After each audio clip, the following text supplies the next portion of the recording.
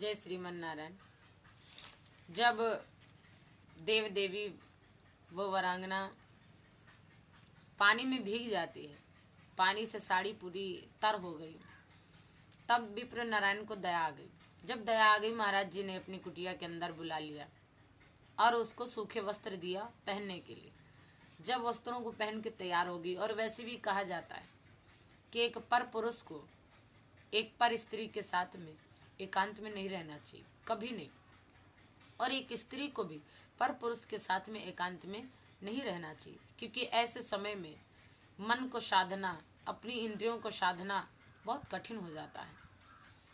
अब जब दोनों लोग वहाँ पर एकांत जगह में रहे, तो महाराज जी जो अभी तक ज़्यादा भक्ति करते थे, भक्ति, उनका त्याग, भगवान के चरण से अनुराग जो भी था, वो सब वो वरांगना के प्रेम मोह जाल की सरिता में सब बह गया।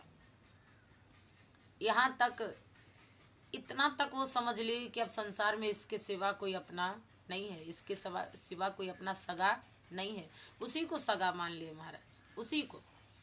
अब जब देव देवी के मुंह फांस में फंस गए पंडित जी, जब विप्र नारायण मोह फांस में फंस गए तो असली रूप दिखा दिया। जब असली रूप दिखाया तो अपने जब घर को आने लगी, तो विप्र नारायण भी पीछे पीछे उसके घर को आ गए।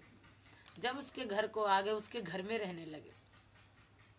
इतना प्रेम दोनों में बढ़ा, इतना प्रेम बढ़ा कि जो भी विप्र नारायण ब्राह्मण देवता के पास में था, वो सब उस वरांगना, उस भेषधारी तपस्विनी अर्थात चाहे देव देवी यानी कहो, उसके चरणों में सब समर्पित कर दिया, सब बलिहार कर दिया। धीरे धीरे समय यहाँ तक आया कि उसके वहाँ रहते थे धन धीरे धीरे कम पड़ने लगा। जब धन धीरे धीरे कम पड़ने लगा, क्योंकि कुसंग का असर भी बहुत बुरा होता है, बहुत गलत होता है। अब तो एक कुसंग में पड़ गए, अब ना वो पूजा पाठ रह गया, ना वो त्याग रह गया, ना भगवान की सेवा रहेगी, ना ही तो भगवान की लीलाओं का गान करने का समय रह गया। अब तो ये देव देवी यानी के घर में रहने लगे, उसी के अनुसार कार्य करते। धीरे धीरे समय आया कि धन कम पड़ गया। जब धन नहीं रह गया, तो देव देवी यानी ने इनको अपने घर से निकाल दिया। बाहर खड़े रहे, दरवाजा खटखटाते रहे, लेकिन उसने दरवाजा नहीं खोला, अंदर आने के लिए नहीं कहा।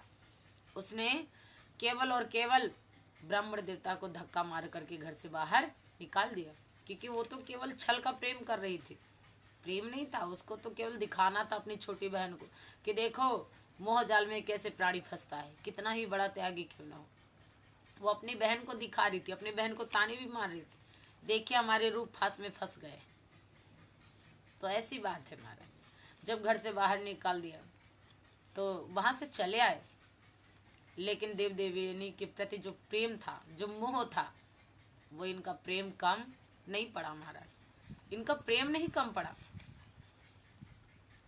कुटी के पास में आए, नींद नहीं आ रही थी। इधर भगवान श्री विप्र नारायण की अवस्था जब देखी तो बहुत व्याकुल हो उठे, क्योंकि जिसने एक बार भगवान का आश्रय ले लिया हो, भगवान के चरण पकड़ लिए हों, तो परमात्मा उसको इतनी जल्दी छोड़ते कहाँ है।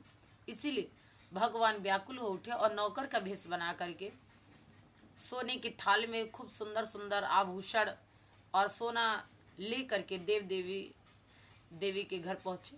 और उन्होंने कहा, दरवाजे पे आवाज़ दिया, कोई है अंदर से आवाज़ है, यहाँ कौन?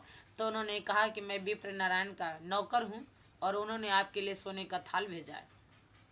जैसे इतनी बात सुनी, खुश हो गई और खुश होकर के दरवाज़ा खोल दिया, सोने की थाल ले करके खूब ज़्यादा आनंदित हुई। उसके बाद में कहा कि कह दो जा करके विप्र नारायण से कि देव देवी उनको याद कर रही है, बड़ी गंभीरता से, बड़ी आतुरता से।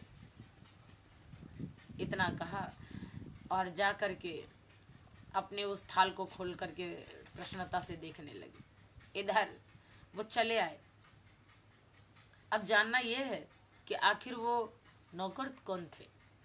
इधर जब सवेरा हुआ, श्री रंगनाथ जी का जब मंदिर खोला गया, तो देखा गया कि वहाँ से सोने का थाल गायब था। जय श्रीमन नारायण। अगली कथा, इसके आगे की कथा आगे भाग में श्रवण करें।